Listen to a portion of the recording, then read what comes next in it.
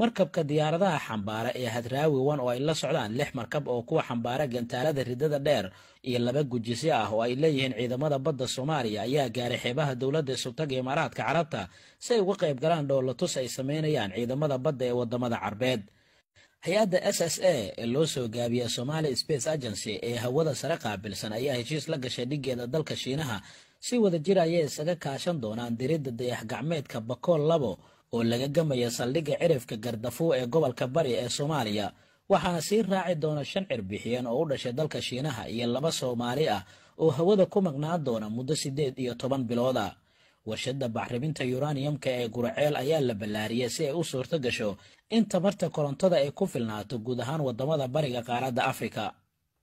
dowladda Soomaaliya oo shaacisay in sanadkan ay qaabilayso 30,000 oo ruux oo qaxooti ah oo ka imaanaya koonfur bari Aasiya, iyadoo lacagta ceyrta ee dowladda ay bixisana la kordhiyay 40%. jaamacadda ummadda Soomaaliyeed oo go'aamisay in deeq waxbarasho la siiyo 200 oo arday oo ka imaanaya wadamada soo koraya.